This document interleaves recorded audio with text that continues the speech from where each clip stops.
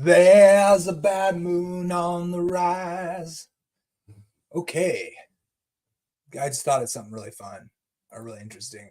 So hear this. Who endures to the end, he will be saved.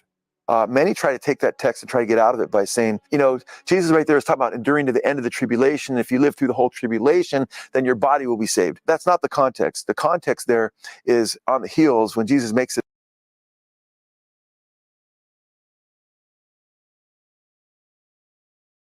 Look at the verse before it. To the lawless Christians out there who Jesus did away with the law, and Jesus doesn't want you to keep the law because that makes you prideful, to love man and love God first. That's what Jesus don't if you're trying to follow the law, says free grace, you're bad. You're confused. You're prideful like Satan, who is keeping the law of God until wait. So was Satan keeping the law of God when he rebelled? Is that what made him rebel? Keeping God's law, keeping God's character. And then, so wait. Satan was disobedient to God's law. And then when his pride boosted in because he kept the law of God in heaven, and that's what made him fall. He obeyed God in heaven, right? And that calls pride. Because Satan kept the law so good. Satan had perfectly kept the law just like Jesus did perfectly to become our sacrifice, our perfect sinless lamb. Likewise, Satan, who was disobeying God until pride took over and he kept the law perfectly, then that's when he fell, when he reflected the character of God perfectly, like free grace tells us. Notice what it says. See that verse there above, he who endures to the end?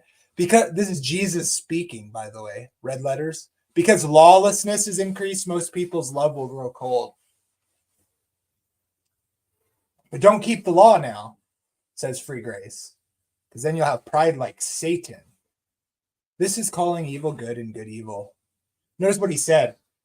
People try to get out of this by saying, he who endures to the end, it'll be saved bodily. I got news for you. If you endure the tribulation, that ends with Christ coming per the 2 Thessalonians 2. And your mortal body won't be saved at Jesus coming at the end of the tribulation, because the mortal body gets replaced in a twinkling of an eye. So your mortal body ain't got nothing. He who endures to the end shall be saved is be faithful. That's why people were martyrs in the early, because they took Jesus' word seriously.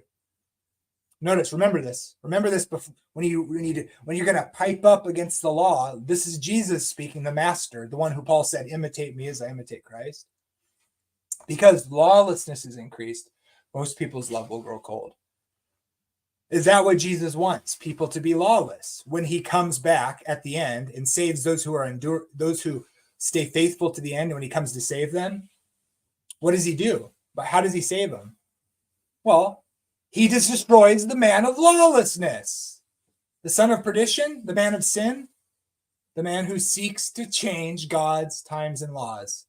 Praise God for Ellen White. I mean, just the truth will set you free as it is in Jesus. God bless.